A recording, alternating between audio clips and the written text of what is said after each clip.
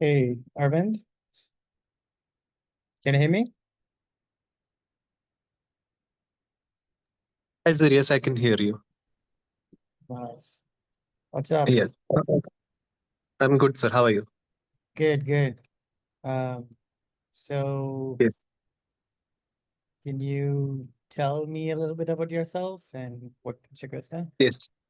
So I'm a final year student at VIT Vellore Mm-hmm. from Tamil Nadu. Okay. I am studying electronics and communication engineering, Mm-hmm. and I've been interested in robotics since a very long time. So I see. I've Okay. been I've done like three internships. Mm-hmm. So I've explored AMRs. I've worked with a little bit of arms, and recently I've worked on humanoids as well. I see. Okay. So now I'm working on reinforcement learning, and I'm actually trying to implement my humanoids policy through ISAC Gym by RL. Mm-hmm. Okay. So this is what I'm learning right now, Okay. and So, uh, mm, and I'm also planning to apply for masters to either MSEC or robotics programs in what universities such is as what is MSCC? ECE or robotics Oh, programs. EC. Okay. Uh-huh. Okay. Yes. And So that is it. so where MS like in the US or like Europe or India? Uh, Where? I actually haven't finalized whether it has to be the US or Europe, but Mm-hmm. I am planning to do it I see. outside India. Okay. Okay. Okay. Sounds reasonable. So, what's your question? Do you have any questions? No, For me? I just wanted to have a conversation with you about the robotics field as such, seeing that you have had a lot of experience. Just Yeah. wanted to understand your Uh, as well. yeah. Well, I mean, without a specific question, I can ramble around for a long time, but I'll I'll try to say something. But let me know. I mean, if you have any specific questions, I think that'll be more useful to you. Okay. Um, Yeah. so. I mean, as far as robotics is concerned, I mean, the future seems to be physical intelligence, right? Like there is this AI taking over all these major things now, but eventually it's all converging to physical AI or robotics. So I'm anticipating that should be a big kind of like a thing that's going to happen in the next couple of years. Um, so as far as robotics is concerned, there are a bunch of there are like different directions you can go. I mean, it looks like you're interested in humanoids, um, and and also like using reinforcement learning, things like that. So so that's kind of like a direction. I was more involved in field robotics, which is robots that you deploy in the field and basically like very diverse uh, more arid environments like I mean basically like planetary kind of robotics is what is I was mostly involved in. um, and yeah, so that's kind of it. So you could take whichever direction you want, and the kind of group you would choose to apply for would kind of like determine which area you would kind of progress. Yes, sir. So in the companies that I've interned at, there were specific divisions working on each, department of Mm-hmm, the robot. Say there would be controls department, there would be electronics department, and mm-hmm, my interests were always in the electronic side. And mm-hmm, recently, I was introduced to the reinforcement learning side in my latest research internship. mm-hmm, mm-hmm. So I was thinking whether I should stay with my electronic side or, go deeper into this reinforcement learning side. I Uh, okay. So, okay, I can give you some perspective there. So, um, the opportunities, the number of opportunities that would show up in the so basically, if you go to the reinforcement side, it's basically computer science, like the algorithms and programming. So if you go on that direction, there's always going to be a lot more opportunities in electronics. Okay. So that is Mm, kind of like the kind of split where electronics, the opportunities is generally not going to be that much.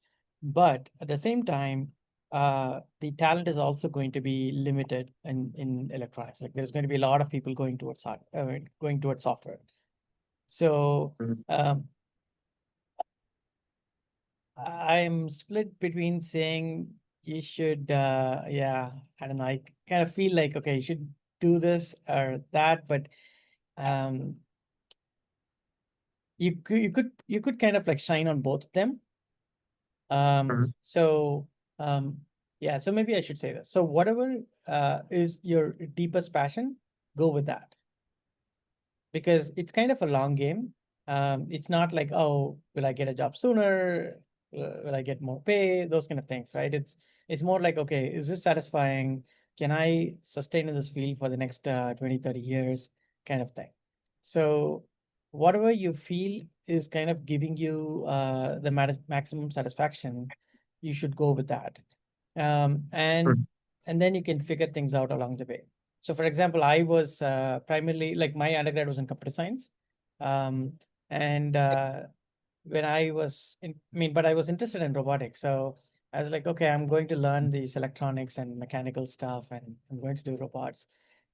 It kind of like looked funny, and people were puzzled when I said that. Like, why would like all my friends did like mm, choose like software jobs and everything. And I was like, they were like, why do you want to learn something new? And why do you want to do something that is not your domain? And it's like, but that's what I liked. And that has served me, right? So to choose something that you're deeply passionate about. And it's not like a one-way street. Like you could actually switch between. In fact, as you progress, you would kind of like um, expand your knowledge or like basically at the initially you would go depth like go deep, right? Like you'll try to learn a particular thing, but over the time you also try to expand your breadth, try to cover other domains. So let's say you go into electronics and down the line reinforcement learning is something that you want to expand on, and maybe that's the first thing you would increase your breadth on.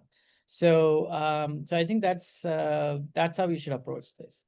mm. So maybe you might find it a little harder initially to get a job in electronics compared to reinforcement learning, but that is okay. That's something that if you're really deeply passionate about, then it should not be an issue. I Okay. don't know. Did that answer your question? Like I kind of like Yes, it did. Yes. gave you a general thing. Mm. And one of my seniors, she studied mechanical engineering at UCLA.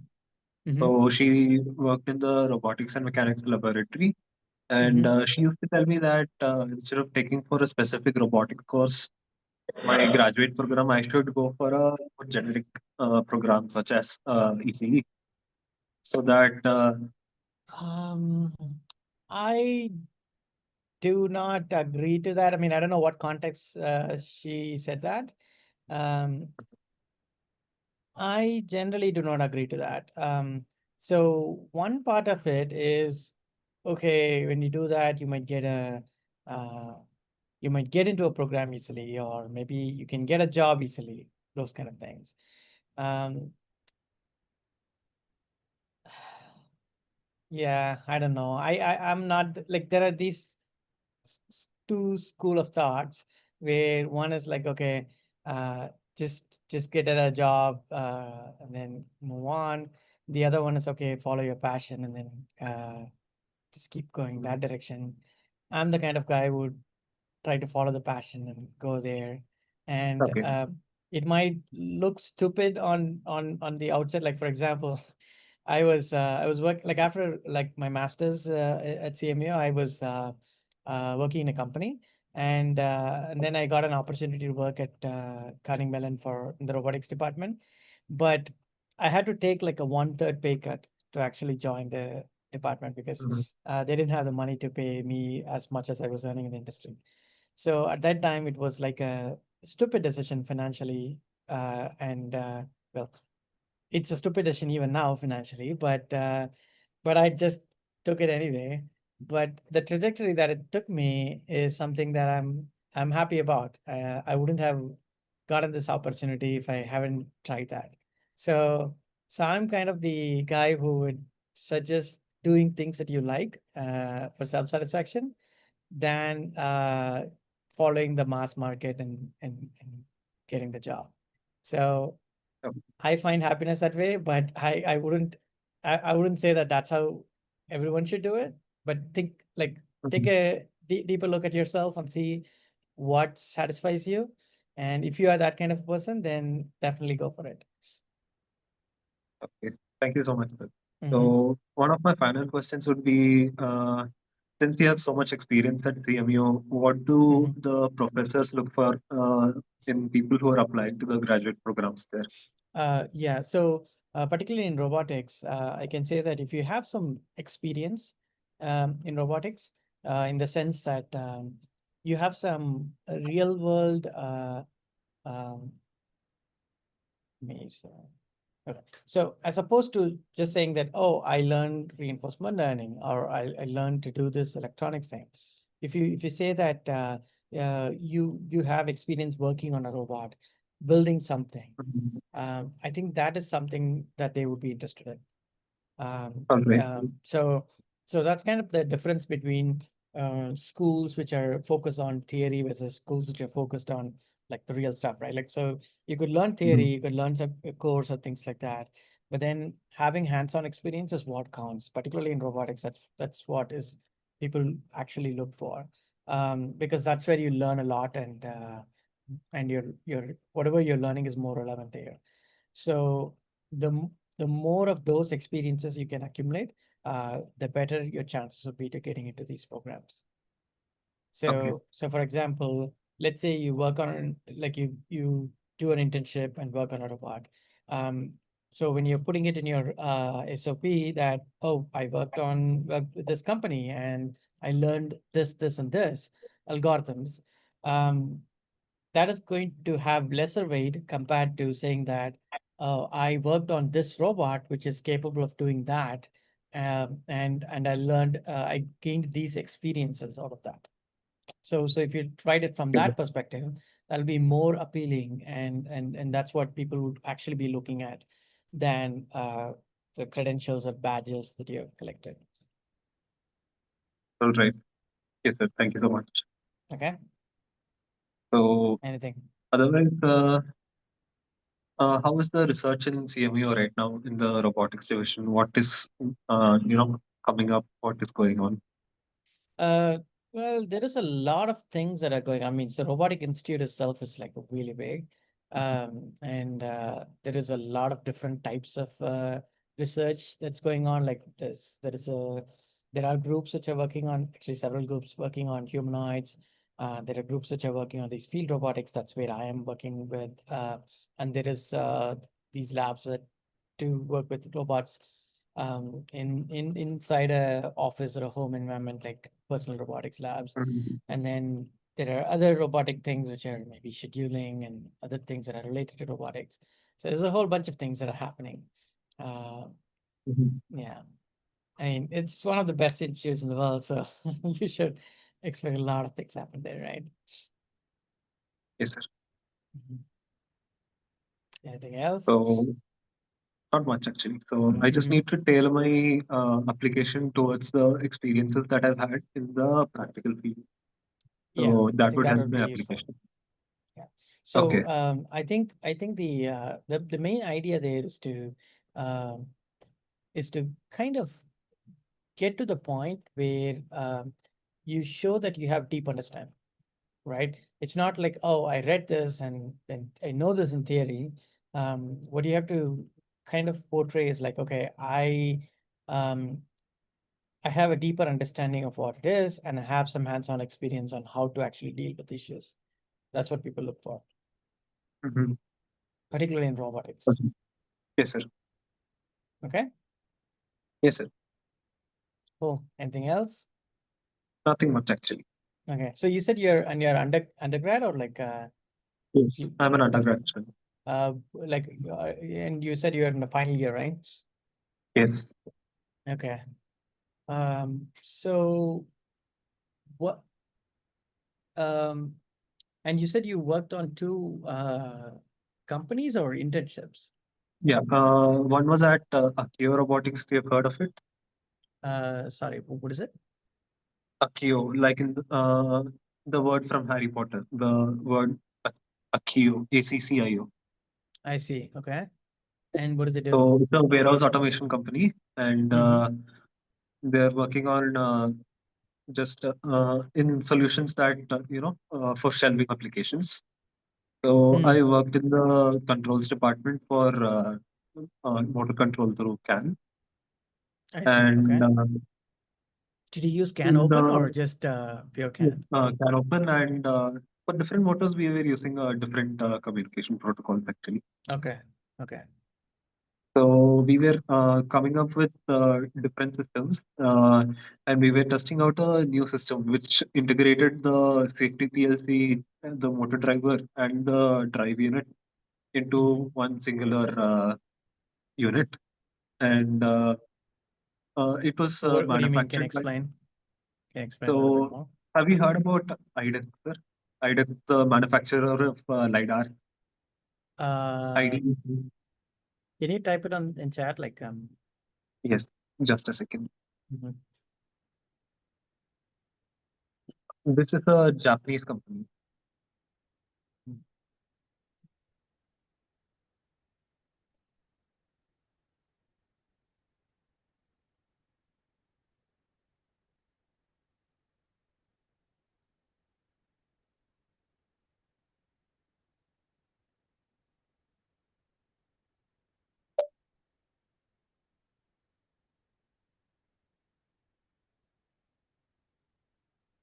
So this is a company that usually manufactures LiDARs, I and see. Okay. they had recently acquired another company, and they had come up with this product called the Mm. safety wheel drive. Safety wheel So drive. Okay. yes, so Okay. usually in autonomous mobile robots, what we have is safety PLCs, motor drivers, and the motor themselves as separate units. Mm-hmm. And this kind of complicates the robot when it is due for service because of all the wires that is there, because of all the Mm-hmm. mess Mm-hmm. that is being created by this. Mm-hmm. So what they came up with a complete single unit that encompasses all of this together. So it was a trial product called the SWD 125, Mm-hmm. and I was tasked with basically communicating with the motor over CAN open. Mm-hmm. And there Okay. was no software interface built in, for that motor at that point of time. So Mm-hmm. I had to completely test out all the features of the motor with Mm. the user manual through the can open commands, and test for the functioning of the safety to see if it was actually better than the system that they had at the time. I see. Okay. So So did you have to like design circuits and things like that, or is it more like it was more like first I really did not have the understanding of can open at that time. So I had mm-hmm. to learn that, and then Mm-hmm. basically formatting the messages and sending them manually, and Mm-hmm. writing the code for it to run the motor in the desired format. So I Mm-hmm. wasn't designing circuits at that point of time, but then Mm-hmm. for other projects in the same internship, I was designing circuits. I So see. they also had this manually controlled, what do you call it, cart for manual shelving applications. Mm-hmm. So in environments where they could not afford autonomous mobile robots, they were using these manual carts. And I for see. this system, they asked me to design the circuit. So I was I see. involved in that. Okay. What software did you use to design the circuits? Was it KiCad or Yeah, I was using a mix of both KiCad and Altium. and what? Altium? Altium, I yes. see. Okay. Cool. And then in my next internship, this is a newer company. It's called Mm-hmm. Entropy Robotics. Mm-hmm. I will send their website to you. Mm-hmm.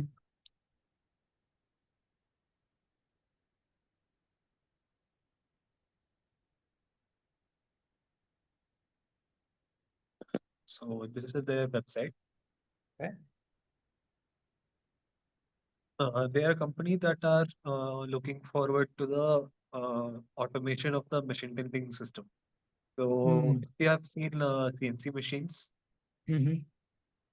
so a lot of time, as per them, is being wasted by the laborers who are a little bit slow with tending the machine, Yeah. with the Yeah. material and changing Mm-hmm. the tools and all of that. Tools. Yeah. Mm-hmm.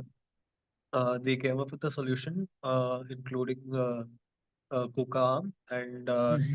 a vision system that would automatically look into the That's cool. tending and Mm-hmm.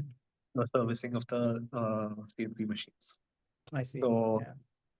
this company was inside my campus for their incubation, and during Mm-hmm. my semester, I was working with them whenever my Mm-hmm. classes were there. Mm-hmm. So I basically learned from the beginning. So basically, the arm was inside the box and completely disassembled without being put together. Mm-hmm. So uh, I learned everything from assembling the robot and initializing with the controller. So it was Mm-hmm. a KR6 robot with a KRC5 microcontroller, Mm-hmm. and I learned how to control it using this software called Digimetrics. I see. That's cool. So Yeah. Digimetrics is So this, yeah. sorry. Go ahead. So if you've heard of LabVIEW, Yeah. so Digimetrics is this one additional add-on that you can have in LabVIEW that lets you control the robot through LabVIEW and Mm, KUKA's KRL. I see. Okay. So where did you learn about reinforcement learning and those kind of things? Is that in your? So that came in my third internship. So this summer I was at an institute called IIT Mandi in Himachal Mm-hmm. Pradesh. Mm-hmm. And I was called there actually to work on their full-scale humanoid. They were Mm-hmm. going to build have you heard about the Duke humanoid, sir? What? Duke University came up with the open source Duke. humanoid. Uh-huh. Yes. Okay. So they were Uh, going to I'm not uh, sure. I mean, I might have seen it, but okay. okay, go ahead. So they were going to build the same hardware replica here so that they can Mm, train and run their reinforcement learning programs. I see. Okay. So they wanted me to work on the hardware, Mm, but all the motor shipments got delayed, and hence mm, I was working on a smaller robot in the beginning. So I was working on a open loop servo actuated robot mm-hmm. for which I built the motion control system using basic kinematics only, Mm-hmm. without dynamics or without what do you say, any reinforcement learning or other policies. Mm-hmm. So uh, that was done, and after that was done, I was introduced to this concept of reinforcement learning for humanoids. Mm-hmm. So that was that. Mm-hmm. I And see. now, since the parts for the motor have arrived, I'm Mm-hmm. also writing the CAN code for the motors. Uh, I see. so there is this That's cool. company called Motorigo. It's a Chinese Mm-hmm. brand, Mm-hmm. and they've just given us the you know information about which registers to access for modifying which parameters of the motor. So Mm-hmm. we'll have to write the code for the CAN control from ground up. I see. I see. Okay. So I'm planning to go ahead with that and integrate it into the robot for the final reinforcement learning policy deployment. Okay. Sounds good. Yeah. So it looks like so are all these companies in India? Like The two companies that I talked about are in India, yes, mhm. and the third one is an institution. It's a university. I see. Wow, that's cool. I mean, when I grew up there, there wasn't that many opportunities or internship possibilities there. But I guess things have changed quite a bit now.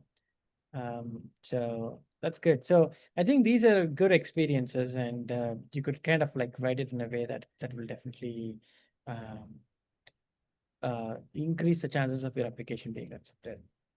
Mhm. Exactly. Mhm. Cool. Okay. Do you So, have anything else? how does this forum actually work? So, I was very new to this. I only joined like a few weeks ago. Yeah, so well, okay.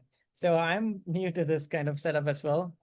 So the um I'm starting to get a lot of requests on LinkedIn to help people, particularly students from India, asking me like, okay, what can I do?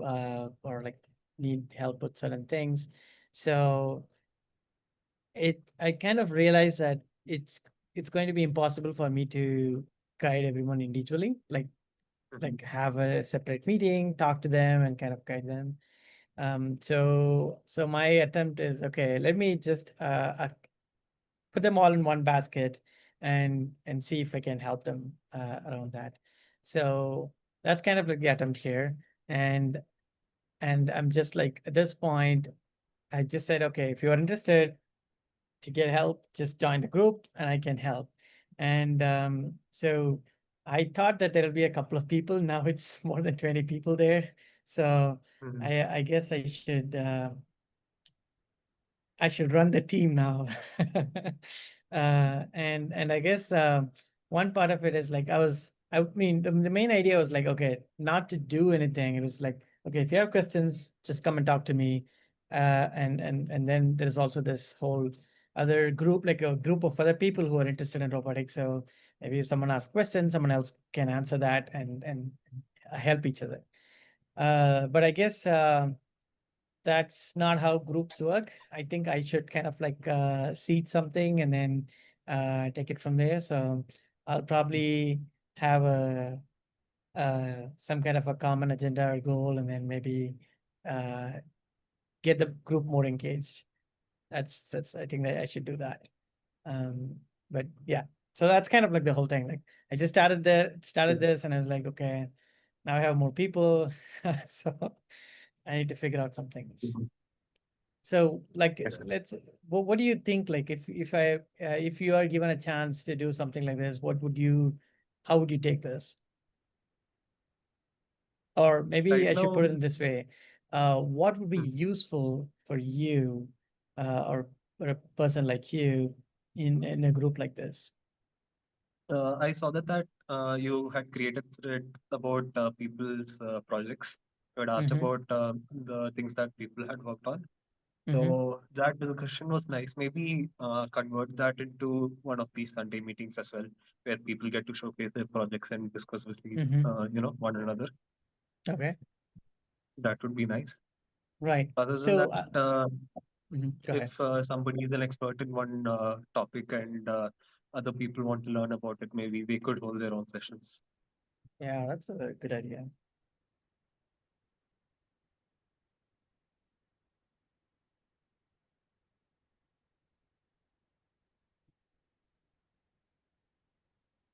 Okay. And so what kind of thing? So I guess you joined the group with a certain expectation, right? Like, or you joined Mhm. the group hoping that maybe something would happen there. What kind of thing would be useful to you? Um, or like, would you expect from this group that would make this worthwhile being a member of this group? I just want to learn about new things that I've never heard of before. So when Okay. people are working on their projects and they introduce a new term to me, Mm-hmm. uh, that would be really nice to, actually see that there's a lot of new topics that I've never seen before that I need to explore. I see. Okay. That's uh that's something we can definitely do. Cool. That's great. Okay. Anything else? Nothing else, sir. Okay. Sounds good. Good luck. I'll get in touch with you Thank on you, sir. in the group, and maybe we'll do something worthwhile with the group. Sure. Thank you so much. Your Okay. session was really nice. Thank Sure. you. No problem. See you then. Bye. Thank you. Bye bye.